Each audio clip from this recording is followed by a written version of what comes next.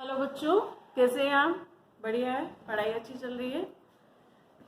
अभी हम आगे बढ़ते हुए, कोर्स बहुत अधिक है, थोड़ा जल्दी जल्दी पढ़ेंगे।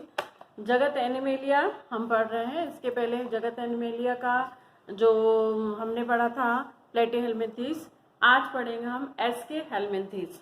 इसको निमेटोडा भी कहा जाता है, इसे निमेटोडा संघ भी कहा जाता है, इसे एस्के हेल्मिंथेस भी कहा जाता है। एस्के हेल्मिंथेस, इसमें जो इसका मुख्य लक्षण है कि इसमें गोल कृमि पाए जाते हैं। ये गोल कृमि इसलिए कहा जा रहा है इनको, जैसा प्लेटीहेल्मिंथेस में चपटे कृमि थे, तो गोल कृमि यानी इनका जो शेप है, अधिकतर ये बाहर हमें दिखेंगे तो इस टाइप से हमें दिखाई देते हैं और इनका शरीर पूरा बेलनाकार होता है, अतः इन्हें गोल कृमि कहा जाता है। तो एस्के हेल्मिंथेस में या निमेटोडा में गोल कृमि पाए जाते हैं। इनमें जो इनका शरीर होता है वो लंबा होता है, बेलनाकार होता है और दोनों सिरों पर नुकीला होता है। इनमें जो मुख और गुदाद्वार अलग अलग होते हैं, एक सिरे पर मुख, दूसरे सिरे पर गुदाद्वार होता है। इसमें देव हुआ सीलोम जो है कूट पाई जाती है, स्यूडो सीलोम पाई जाती है। कहीं कहीं पर सीलोम होती है, कहीं पर सीलोम नहीं होती। ये जो है एक लिंगी होते हैं, नर अलग होता है, मादा अलग होती है। जो मादा होती है वो उसका शरीर का आकार बड़ा होता है, नर के शरीर का आकार छोटा होता है। और इसमें जो परिवर्तन है वो प्रत्यक्ष परिवर्तन होता है। इसके बाद में ये जो है, ये इनके शरीर पर क्यूटिकल का आवरण होता है, लगभग सफेद रंग के ये होते हैं और ज्यादातर ये परजीवी ही होते हैं। ज्यादातर शरीर के अंदर या बाहर परजीवी के रूप में रहते हैं और चूषण द्वारा अपना भोजन प्राप्त करते हैं। तो आइए जानते हैं इनके बारे में। तो इसका पहला उदाहरण जिसको अधिकतर लोग जानते हैं वो है एस्केरिस, या सामान्य भाषा में उसे पटार भी कहा जाता है। वो जल में और गंदे जल में, मिट्टी में ये पाए जाते हैं। इनके अंडे भी पाए जाते हैं। जब किसी भोजन के माध्यम से या पानी के माध्यम से शरीर के अंदर पहुंच जाते हैं तो वहां पहुंचने के बाद ये रक्त से आंतों में वहां पर पहुंचते हैं और विकसित होकर रक्त में ही विकसित होते हैं, आंतों में चिपक जाते हैं, पचा हुआ भोजन अवशोषित करते हैं। ये आंतरिक परजीवी हैं। इनमें नर और मादा अलग अलग होते हैं। इधर देखिए, पहले चित्र देखते हैं फिर अपन लक्षण पढ़ते हैं। ये मादा है, मादा एस्के हेल्मिंथेस में पाया जाता है। इसका नाम है एस्केरिस, इसका नाम है एस्केरिस। इसे पटार भी कहा जाता है। ये नर है इसका और ये मादा है। सॉरी, ये मादा है और ये नर है। नर छोटे होते हैं, मादा बड़ी होती है। इसमें ये शरीर इनका बेलनाकार होता है, सिरों पर नुकीला होता है, एक सिरे पर माउथ होता है, दूसरे सिरे पर एनस होता है। आहार नाल माउथ से लेकर ये पूरा यहाँ से होते हुए और कहाँ तक आती है, एनस तक आती है। आहार नाल में पहले फेरिंग्स होता है, फेरिंग्स के बाद में ईसोफेगस और ईसोफेगस के बाद में यहाँ पर मिडगट होती है। मिडगट यानी मध्य हाथ होती है, पश्चात होती है और फिर गुदाद्वार इसमें होता है। जो मादा है उसमें ईसोफेगस के बाद में यदि अधर तल पर जाए, अधर तल तो नहीं बोल सकते क्योंकि ये पूरा गोल कृमि है, एक तरफ में जो अंदर की ओर मुड़ा हुआ भाग है वहां पर एक छिद्र होता है जिसे मादा जनन छिद्र कहते हैं। और यदि मादा जनन छिद्र से अंदर की ओर आए तो वहां पर हमको इसका एक भाग मिलता है जिसे हम कहते हैं वेजाइना। और वेजाइना से अंदर की ओर हम देखेंगे तो इसमें लार्वा और डेवलपिंग एग्स जो है, जो बन गए हैं वो अंडे यहाँ पर मिलेंगे। और नीचे आएंगे तो यहाँ पर इसका गर्भाशय होता है जिसमें अंडे भरे होते हैं और उसके नीचे में सेमिनल रिसेप्टर होता है जो कि बाहर से शुक्र कोशिकाओं को ग्रहण करता है और यहाँ से शुक्र कोशिका को ग्रहण करके अंडे के साथ क्रिया करके लार्वा इसमें से बनते हैं और बाहर की ओर फीमेल गोनोपोर से निकल जाते हैं। तो इसमें जो इसका शरीर है इसमें कहीं कहीं पर सीलोम होती है, कहीं कहीं पर सीलोम नहीं होती। अब ये है इसका नर शरीर। नर में भी जो है आकार छोटा होता है, एक तरफ माउथ होता है और एक तरफ एनस होता है। इसमें भी माउथ के जस्ट बाहर फेरिंग्स होती है, ईसोफेगस होती है, और नीचे आएंगे तो ये शरीर में दो भाग हमें दिखने लगते हैं।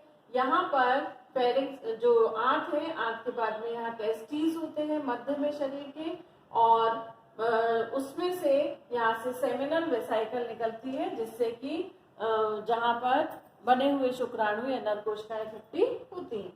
और ये वाला जो भाग है ये यहाँ पर आगे की ओर बढ़ जाता है, जो कि मध्य आंत और मध्य आंत के अलावा बड़ी आंत, और बड़ी आंत के बाद इसमें गुदाद्वार पाया जाता है। ये नर है जो छोटा होता है, एक सिरे पर मुख हुआ, एक तरफ गुदाद्वार, बीच में आने के बाद में शरीर में दो भाग हो जाते हैं, एक तरफ जनन तंत्र है और एक तरफ में इसका आहार नाल है जो कि पूरी लंबी होती है मुख से गुदाद्वार तक। ये तो थे ये दो जीव। अब हम पढ़ते हैं इनके मुख्य लक्षणों के बारे में। तो पहली बात तो ये है कि इसको इसमें क्यों रखा गया है। इसमें जितने भी प्राणी पाए जाते हैं, जितने भी जीव पाए जाते हैं, उन्हें गोलक्रमी या सूत्रक्रमी कहा जाता है। ये गोल होते हैं, धागे के समान होते हैं, अतः इस संघ को गोलक्रमी या सूत्रक्रमी का संघ कहा जाता है। दूसरा, ये अंतःपरजीवी होते हैं, ये अंतःपरजीवी होते हैं, और इनमें जो है ये द्विपार्श्व सम्मित होते हैं, द्विपार्श्व सम्मित होते हैं। ये जब मैंने आपको फ्लो चार्ट बना के समझाया था, एक पूरी वीडियो में केवल वही समझाया है, उसमें ये सब लिखा था। जो इनका संगठन स्तर है अंग तंत्र स्तर का होता है, अंग तंत्र स्तर का संगठन स्तर पाया जाता है। इनका जो देह भित्ति है, देह भित्ति त्रिस्तरीय होती है, एक्टोडर्म, एंडोडर्म और मेसोडर्म।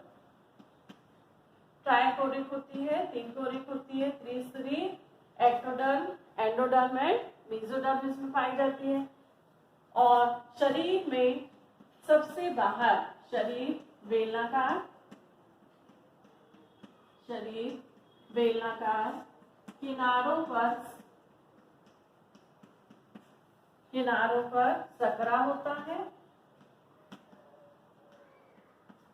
देह भित्ति पर क्यूटिकल की परत होती है, मोटी क्यूटिकल। देह भित्ति के बाहर मोटी क्यूटिकल की परत होती है, मोटी क्यूटिकल, और वो चमकीली भी, मोटी क्यूटिकल चमकीली भी होती है, पाई जाती है। इसमें जगह जगह पर इसमें स्यूडोसिलोम होती है, इसमें स्यूडोसिलोम कूट गुहा पाई जाती है। अब इसको स्यूडोसिलोम क्यों कहते हैं? क्योंकि इसमें जो प्रत्यक्ष देह गुहा नहीं होती, पूरी एक लंबवत नहीं होती, स्यूडोसिलोम पाई जाती है।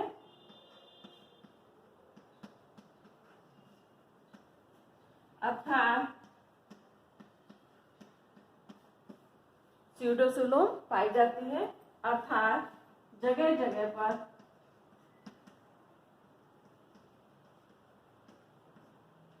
सिलोम होती है। फिर इसका अगला लक्षण है मुख व गुदाद्वार स्पष्ट रूप से पाए जाते हैं। मुख व गुदाद्वार स्पष्ट रूप से दोनों सिरों पर पाए जाते हैं।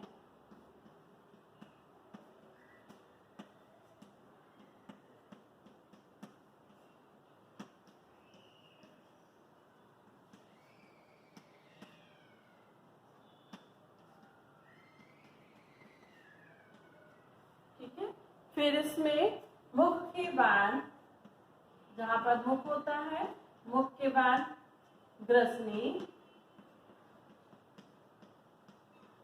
फिर इसोफेगस, छोटी आंत, बड़ी आंत सभी इसमें पाई जाती है। ग्रसनी जो है वो उसमें ग्रसनी पेशी होती है, और जो आंत है वो ग्रसनी के बाद तो आंत, छोटी आंत, बड़ी आंत, गुदाद्वार सब होता है, लेकिन मुख्य विशेषता क्या है कि ग्रसनी पेशी होती है, लेकिन जो आंत होती है वो अपेशी होती है, उसमें पेशियां नहीं पाई जाती हैं, आंत कैसी होती है? आपेशी होती है, यानी उसमें सिकुड़ने और फैलने की क्षमता ज्यादातर नहीं पाई जाती।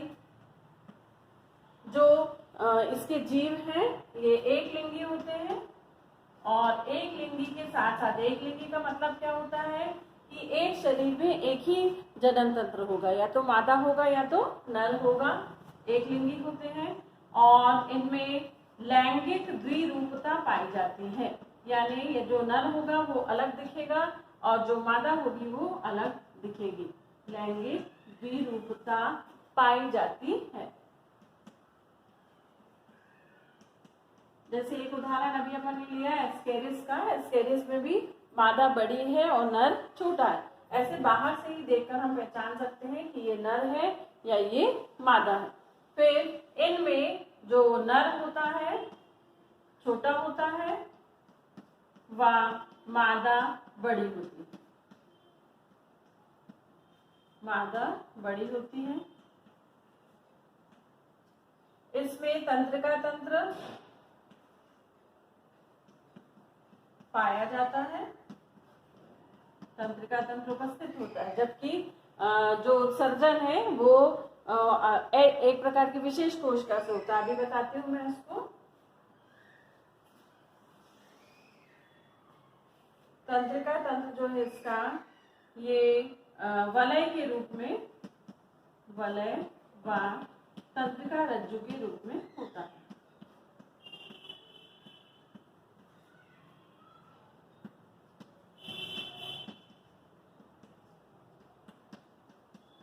तंत्रिका वलय का मतलब आप समझते हैं कि तंत्रिका के गुच्छे हैं और वो आपस में एक दूसरे से जुड़े हुए हैं और वो मस्तिष्क का कार्य करते हैं। जो अगला इसका लक्षण है वो लक्षण है उत्सर्जन के लिए इसमें एक विशेष प्रकार की कोशिका होती है।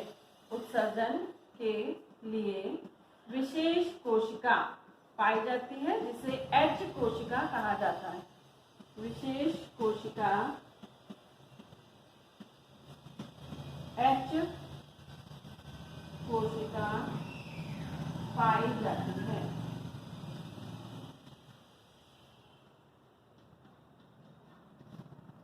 इनमें जो परिवर्धन है वो प्रत्यक्ष होता है, यानी जैसा जीव जन्म लेता है वैसा ही बाद में भी रहता है। परिवर्धन प्रत्यक्ष होता है और जीवन चक्र जटिल होता है। ये मैंने बताया था पानी में या स्थल में पाए जाते हैं, वहां से दूसरे जीवों में पहुंच जाते हैं, वहां पर इनका जीवन चक्र का जो अगला भाग है वो पूर्ण होता है।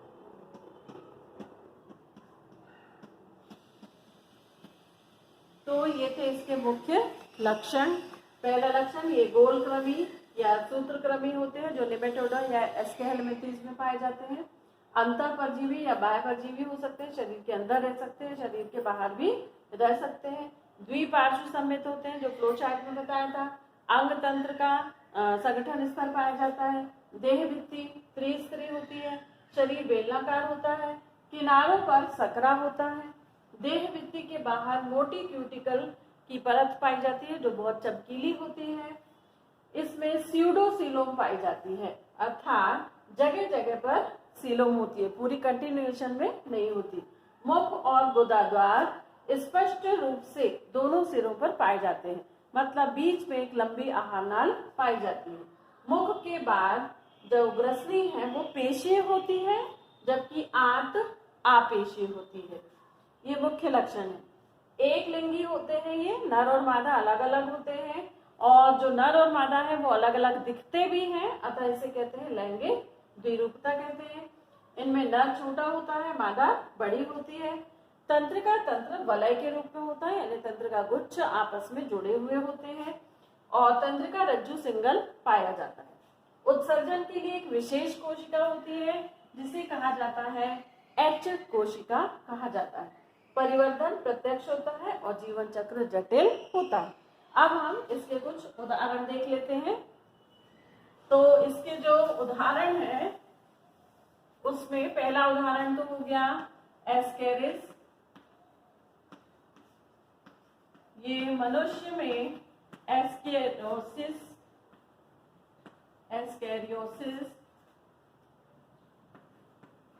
रोग उत्पन्न करता है। इसमें पेट में इनकी संख्या आंतों के पास बहुत ज्यादा हो जाती है और ये पचा हुआ भोजन जो है वो लेते जाते हैं, शरीर में फैलते जाते हैं, कभी कभी ये मस्तिष्क तक भी पहुंच जाते हैं यहाँ वहां चलते हुए। फिर इसका दूसरा उदाहरण है वुचेरिया। ये मच्छर में पाया जाता है और यदि मच्छर, ऐसा मच्छर जिसमें ये पाया जाता है, वो यदि मनुष्य को काट ले तो मनुष्य को एक रोग हो जाता है जिसे कहते हैं फाइलेरियोसिस। और ये फाइलेरियोसिस जो रोग है, ये रोग में पैर जो है बहुत, जो धड़ के नीचे का हिस्सा पैर जो है एकदम से बहुत ज्यादा फूल जाते हैं, हाथी पांव भी उसको कहा जाता है इस रोग को। और इसका जो अगला उदाहरण है वो है एनसाइलोस्टोमा। एनसाइलोस्टोमा, इसे अंकुश कृमि भी कहा जाता है। इसे अंकुश कृमि भी कहा जाता है। ठीक है, तो आज के प्रश्न है कि निमेटोडा में उत्सर्जन के लिए कौन सी कोशिका पाई जाती है? लैंगिक द्विरूपता एस्केरिस में होती है। इसे कैसे बताएंगे आप कि उसमें लैंगिक द्विरूपता है? कोई ऐसा एग्जाम्पल या डिस्क्राइब करिए इसको। फिर अगला इसका जो है कि इसमें स्यूडोसुलोम पाई जाती है, इसका मीनिंग क्या है? अगला प्रश्न है इसमें कि जो एस्केरियोसिस है या एस्केरोसिस बीमारी किसमें होती है? अगला प्रश्न है फाइलेरियोसिस बीमारी मनुष्य में किस कृमि द्वारा फैलती है? ठीक है, वीडियो देखिए, कमेंट बॉक्स में उत्तर दीजिए और पढ़ाई करते रहिए। ठीक है, ओके।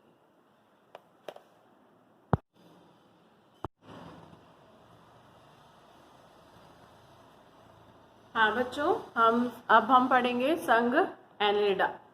अभी ये पूरा मैंने समझा लिया, फिर जब यहाँ देखा तो वीडियो बना ही नहीं था, तो ये पूरा रिटर्न पहले से ही आ गया। इसको थोड़ा सा हम समझ लेते हैं। इसमें सबसे पहले हम देखें संघ एनेलिडा। इसकी मुख्य विशेषता है कि इसमें जो जीव होते हैं वो बाहर से भी खंडीकृत होते हैं और इनकी आंतरिक रूप से यदि हम देखें तो भी ये खंडीकृत ही होते हैं और अंदर से जो इनके खंड हैं वो आपस में जुड़े हुए रहते हैं।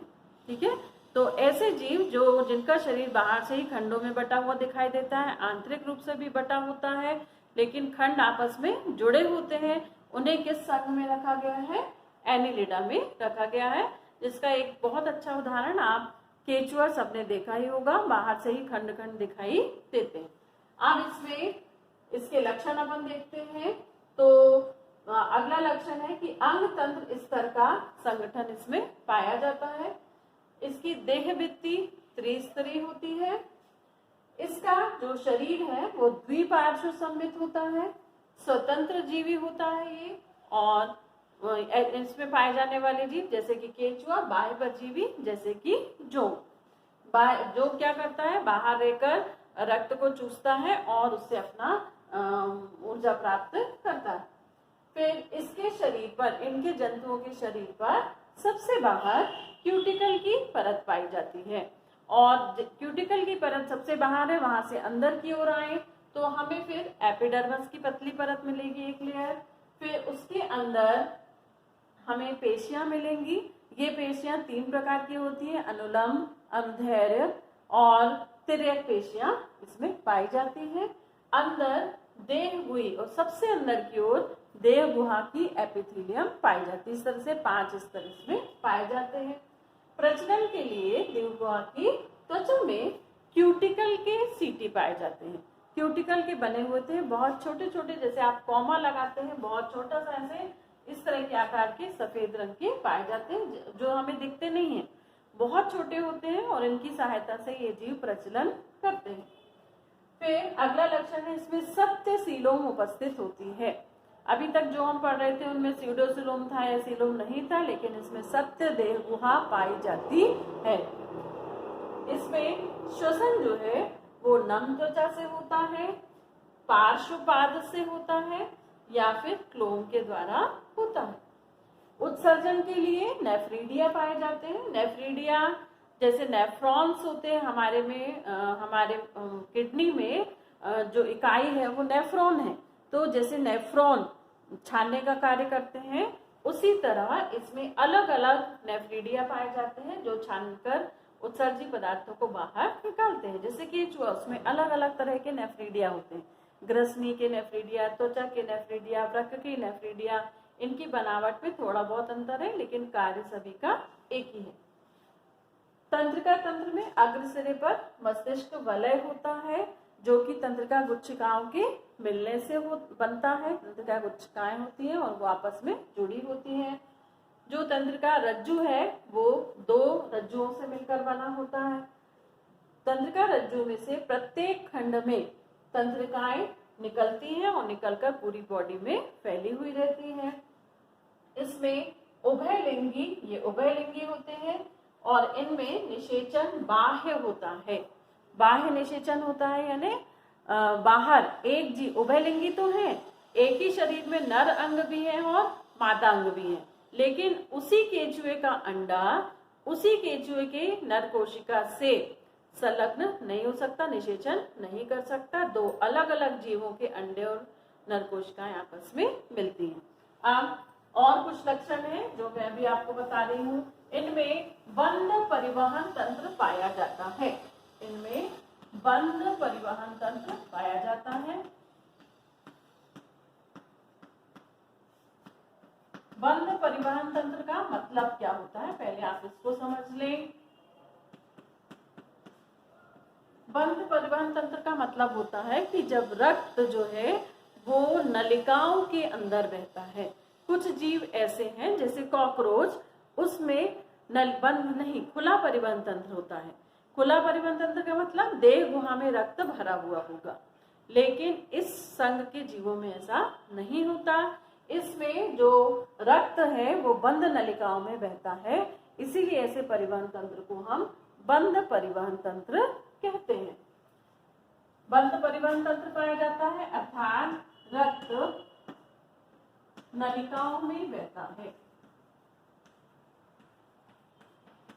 नलिकाओं में बहता है। फिर इसका जो अगला लक्षण है कि रक्त में हीमोग्लोबिन पाया जाता है। रक्त में हीमोग्लोबिन पाया जाता है जिसके कारण इनके रक्त का रंग लाल होता है। रक्त में हीमोग्लोबिन पाया जाता है जिसके कारण इनका रक्त का रंग लाल होता है। अतः रक्त का रंग लाल होता है।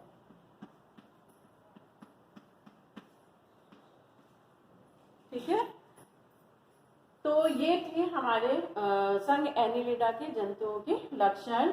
अब इनके एग्जाम्पल में एक उदाहरण केचुआ, फेरेटेमा पोस्टुमा जिसका वैज्ञानिक नाम है, जोग, हिरुडिनेरिया, ग्रेनुलोसा और नेरिस, ये मुख्य जंतु हैं जो हमारे देखने में आते हैं। एक बार फिर से हम रिवाइज कर लेते हैं। ये है केचुआ, शरीर खंडों से बना होता है।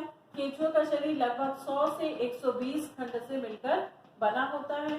मध्य में 13, 14, 15 जो खंड होते हैं ये जुड़े हुए होते हैं जिन्हें हम क्लाइटेलम कहते हैं। ये केचुए की विशेषता है कि इसी में ही केवल क्लाइटेलम जो है वो पाया जाता है और इसमें पीछे की तरफ जनन छिद्र होते हैं। इसमें पूरी लंबी आहार नलिका पाई जाती है जिसमें एक तरफ मुख और दूसरी तरफ गुदादार होता है। ऐसा ही पूरे एनिलिडा संघ के जंतुओं में होता है। अब इसमें मुख के जस्ट बाद में फेरेंक्स होती है, इसोफेगस होता है, क्रॉप होता है जहां पर भोजन इकट्ठा होता है। वहां से होते हुए इसोफेगस में आता है भोजन। वहां पर फिर इसकी विशेषता है कि गिजार्ड पाई जाती है, क्योंकि केचुआ सड़े गले पदार्थ खाता है तो इसमें गिजार्ड होती है, पेशनी, जिसमें अंदर की तरफ काइटिन के दांते बने होते हैं और 6 भागों में होते हैं। ये जब यहाँ से भोजन गुजरता है तो इस पेशनी की जो पेशियां हैं वो तेजी से गति करती हैं, भोजन पिस जाता है आगे की ओर छोटी आंत में आता है, यहाँ पर छन छन कर आता है, यहाँ पर अंधनाल पाई जाती हैं जिनसे पाचक रस निकलता है, भोजन का पाचन होता है। उसके बाद पूर्व टिफ्लोसोल, फिर टिफ्लोसोल और फिर पश्च टिफ्लोसोल से होता हुआ गुदा द्वार में भोजन आता है। इस तरह चलता हुआ गुदा द्वार द्वारा अपशिष्ट पदार्थ बाहर निकाल दिए जाते हैं। उत्सर्जन के लिए नेफ्रिटिया होते हैं जो पूरे शरीर में भी होते हैं, ग्रसनी के आसपास भी होते हैं और अधिवृक्कीय भी होते हैं, अलग अलग प्रकार के इसमें पाए जाते हैं। इस तरह से जो एनिलिडा संघ के जंतु हैं उनमें यदि हम आंतरिक रचना का अध्ययन करेंगे तो हम देखेंगे कि इनमें जो भी अंग हैं सभी प्रकार के तंत्र पाए जाते हैं। रक्त परिवहन तंत्र भी होता है, उत्सर्जन तंत्र भी होता है, पाचन तंत्र भी होता है, तंत्र का तंत्र भी होता है, सब कुछ होता है इसमें। और सबसे बड़ी विशेषता है कि खंडों के अनुसार होता है कि जो ग्रसनी है वो इस खंड से इस खंड तक होगी, जो पेशनी है, गिजार्ड है, वो इस खंड से इस खंड तक होगा, नर जनन क्षेत्र इसी खंड पे होगा, मादा जनन क्षेत्र इसी खंड में होगा, ऐसा पूरा निश्चित होता है इस प्रकार के जीवों में। ठीक है, तो ये हमारा क्या था, संघ एनिलिडा। ठीक है, तो पढ़ते रहिए और सुरक्षित रहिए।